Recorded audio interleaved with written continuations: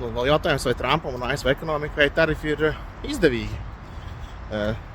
Protams, ka teorijā un kopumā neviens negrib tos tarifus, jo tad viss kļūst dārgāk, tiek mainīta tirdzniecības ceļi un tā tālāk. Liela ņemšanās, jā, labāk, lai neko nemaina. Bet, uzliekot šos tarifus, var sanākt tā, ka uzreiz jau nemaz nevar tos aizstājēju produktus tā uzreiz sagatavot un atrast. Līdz ar to tas imports notiekās, ir šie tarifu ieņēmumi valsts budžetā.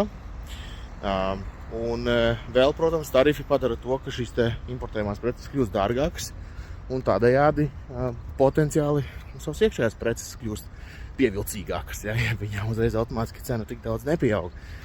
Un līdz ar to var sanākt tā, ka ir pat kaut kādi iegūmi. Vienīgais gan es gribētu teikt, ka tas potenciālais lielais drauds ir tajā tas, ka inflācija var būt augstāka, attiecīgi augstāks procentu likmes, un tur gan ASV valsts parādam augstāks procentu likmes noteikti nav par labu.